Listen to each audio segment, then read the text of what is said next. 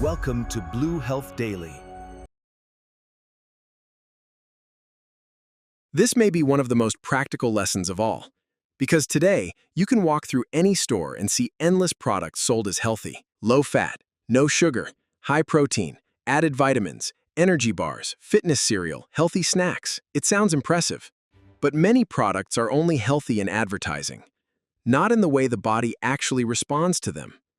Remember this: the body does not read the front of the package. It only deals with what is inside. If a food is highly processed, full of sweeteners, low in real fiber, full of industrial ingredients, then a healthy label does not magically change that. That is why authors' lesson about natural food is still so valuable. The closer food is to its original form, the less noise it usually creates in the body. You do not need to become obsessive. You do not need to fear every packaged item. But you do need one simple principle. Do not let marketing decide what healthy means. Let the level of processing decide that first. And after talking about food, we need to talk about something even more basic that many people ignore: water. A lot of people spend so much time thinking about what they should eat, but they barely think about how they drink. They may drink too little water, wait until they feel extremely thirsty, confuse thirst with hunger, drink sweet beverages all day while lacking real water. And this affects the body quietly. It can make you more tired, more foggy, less focused, heavier, less comfortable after meals. The difficult part is that many people do not notice the reason.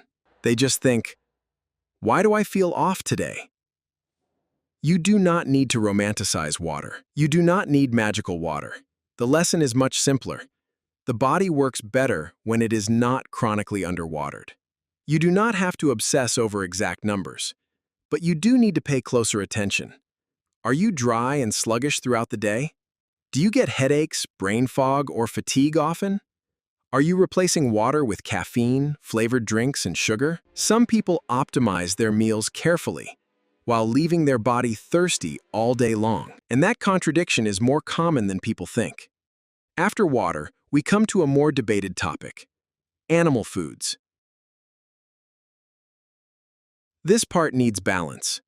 Author was skeptical of eating too many animal foods, especially in the modern pattern of eating. You do not have to agree with every conclusion to understand the lesson underneath. The issue is not that meat is always bad, that dairy should always be banned.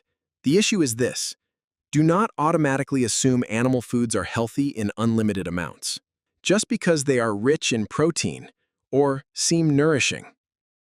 If someone eats a lot of processed meat, fried animal foods, heavy rich meals, repeated low-fiber meals, while eating too little vegetables, beans, fruit, fiber, minimally processed whole foods, that is usually not an ideal pattern. What matters is not one isolated food. What matters is the full picture. What direction does your plate lean toward? Does it look balanced? Does it include real plant foods? Or is it becoming heavier, lower in fiber, and more processed over time? That is the real question.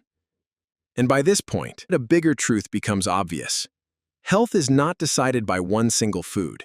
It is decided by lifestyle as a whole. A lot of people only change when disease shows up. But the body rarely falls apart in one day. It declines slowly, through rushed meals, through poor sleep, through too little movement, through every ignored warning sign. This is one of the most valuable lessons in the book. Health is not only about food. It is also about how you sleep, how you move, how stressed you are, how your daily rhythm is shaping your body. Many people think eating well is enough, but a body that sleeps too little, lives under constant stress, sits too much, barely sees sunlight, barely moves, stays out of rhythm for years, will struggle to feel truly healthy. You cannot out-eat an exhausted lifestyle. That is something many people need to hear. Some people do not eat terribly, but they live terribly. They stay up late for years. They work under constant pressure. They rarely rest, rarely walk, rarely breathe deeply, rarely give the body a chance to recover.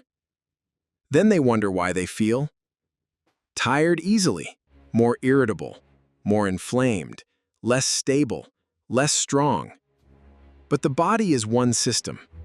And if the system is forced to live in a constant, unnatural state, good food alone may not be enough. That leads to one of the most beautiful lessons in the whole message. The body can recover better when you stop harming it so much. This idea is powerful, but it needs to be understood the right way. Not as, the body can heal everything by itself. Not as, medicine is unnecessary. The better meaning is, the body has real ability to regulate, adapt, and recover to some degree. But many people are hurting it constantly while expecting it to function perfectly. You cannot sleep too little, eat chaotically, live under chronic stress, barely move, overload the body with heavy processed food, and still expect to feel light, clear, and strong all the time. A lot of recovery does not begin by adding more. It begins by removing what keeps damaging you. Less. Ultra-processed food, late nights, overloading meals, chronic stress, sedentary living, constant internal friction. And when you reduce harm, the body often starts responding in very visible ways. Sleep improves. Digestion feels lighter. The mind feels clearer. Energy stabilizes. Cravings calm down. It does not happen overnight, but it happens. And that is a very powerful way to think about health, because it gives you your role back. Not control over everything, but the power to stop fighting against your own body every day. And once you understand that, the final lesson becomes very clear. Many people only change when the test results get bad. The pain becomes strong enough. The doctor warns them. The body can no longer keep up. But that is a very expensive way to live. Expensive in money, expensive in time, expensive in energy, and sometimes very painful. Most lasting health is built in a much simpler way. It is built before disease shows up, when the body is still whispering, when daily habits still have time to change the outcome. Do not wait until your body screams before you listen. Do not wait until exhaustion gets severe before you learn to rest. Do not wait until digestion becomes terrible before you care about real food. Do not wait until life takes all your energy before remembering that the body also needs protection. The enzyme factor may not align perfectly with modern science in every detail, but it does remind us of something deeply valuable. Health is not built by magic. It is built by ordinary things repeated long enough. What you eat, what you drink, how you sleep, how you live, whether you make the body lighter or heavier. That is the real question. You do not need to wait for disease before you start loving your body. Because health is not built in the hospital. It is built in ordinary things. How you eat, how you drink, how you sleep, how you live, and what you repeat every day. And maybe the biggest change in your health will not begin with a pill. It will begin the day you stop living in a way that slowly wears your body down.